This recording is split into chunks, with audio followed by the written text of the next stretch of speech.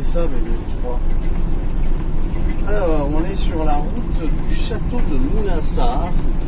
Et visiblement, on ne sait pas si c'est ça au bout.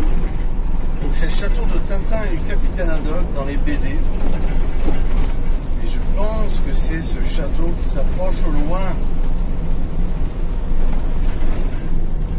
Le château de Tintin et du Capitaine Haddock. Oh génial. Qu'il est beau. Waouh. Je suis ravi, moi qui suis un fan de Tintin quand même, j'aime bien Tintin. Je suis pas un dingue, mais j'ai toujours adoré les aventures de Tintin, c'est sûr. Coucou tout le monde, alors forcément, séquoia géant, on est au château de Chevrenis, le château de Moulinsart de Tintin et Capitaine Haddock. Et là, c'est un séquoia géant, comme je l'ai planté au terrain, ils les ont plantés en 1870, et même si c'est interdit, je vais aller le toucher.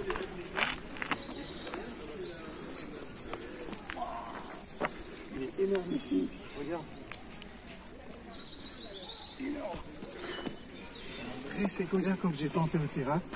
Donc c'est pas un état séquoia, c'est un séquoia géant comme en Californie, ça c'est juste énorme. C'est une journée fantastique, on est au château de Moulinsart de Tintin et Capitaine Haddock. Encore un autre séquoia géant ici au château de Moulinsart, au château de Tintin. Donc il y en a bien 4, ils sont de 1870. Et la texture est spongieuse. Quand on touche, on a l'impression de quelque chose de vivant. C'est pas une écorce dure. C'est vraiment, ça amortit votre... Quand vous mettez, vous enfoncez le doigt, ça s'enfonce. C'est très étonnant. Si je fais comme ça, on voit que je fais même pas le tour de l'arbre. Il y a toute la circonférence, c'est facile à voir.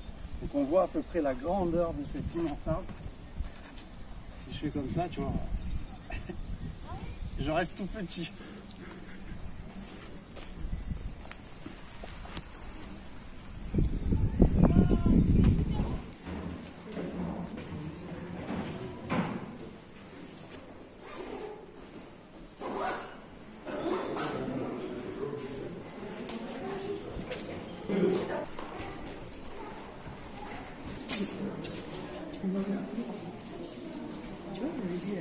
Il y a des tapisseries.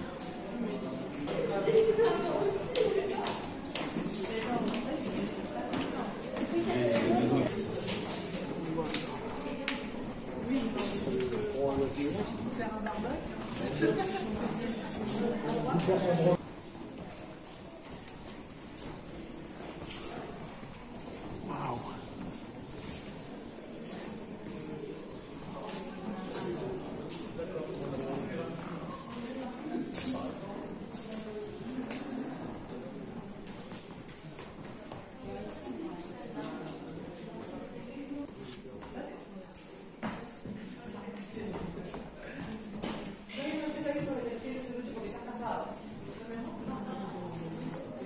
Nous voici en présence du verger de Tintin et du Capitaine Haddock.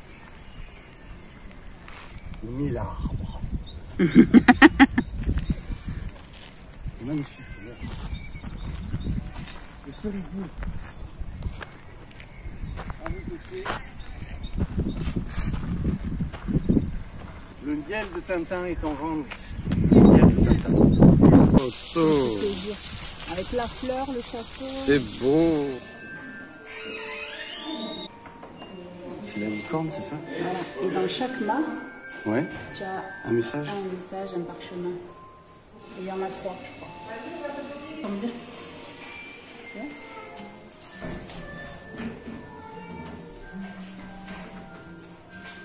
C'est les 3.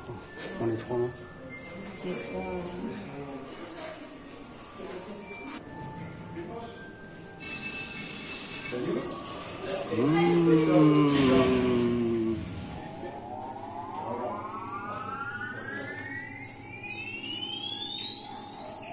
Voilà mon ça.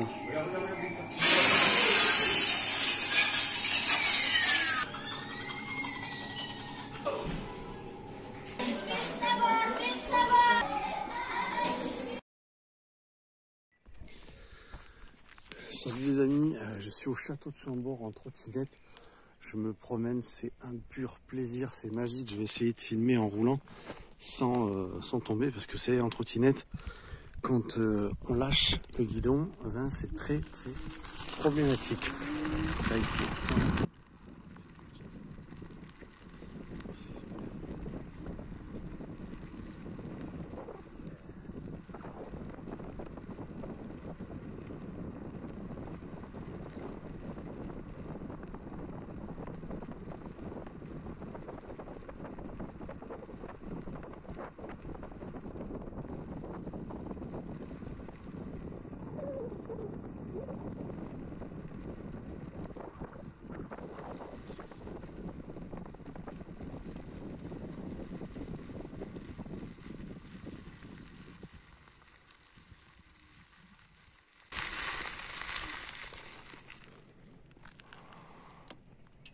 Superbe.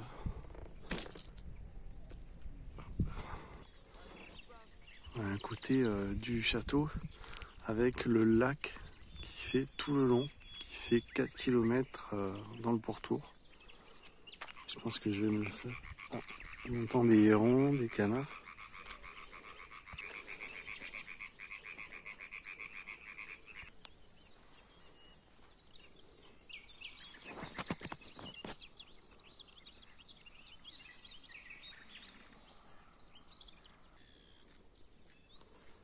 On voit le château au loin, avec la nuit qui tombe.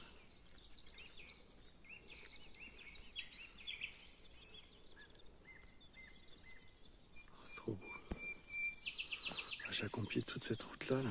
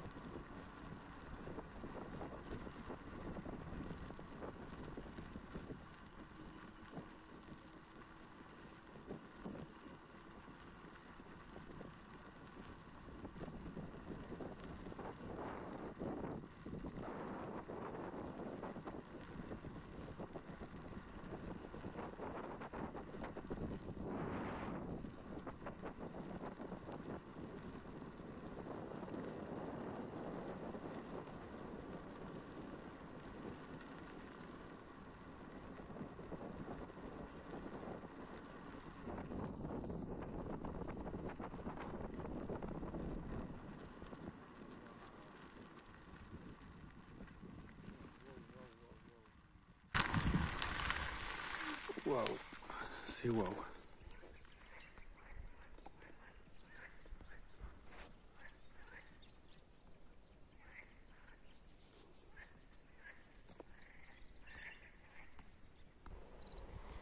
J'ai un petit peu du mal à faire la netteté parce qu'on est en soirée.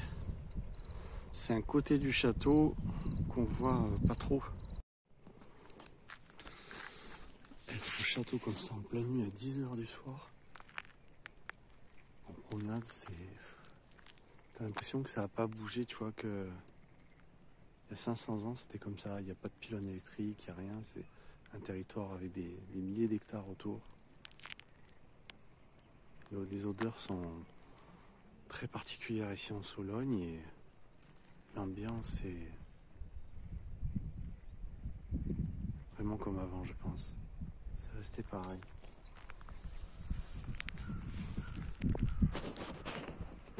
C'est vraiment une soirée unique que je suis en train de vivre. Et on peut s'imaginer les soirées qu'ils ont dû passer ici dans ces lieux. Même si François Ier a passé que 72 nuits dans cet immense château qu'il a fait faire.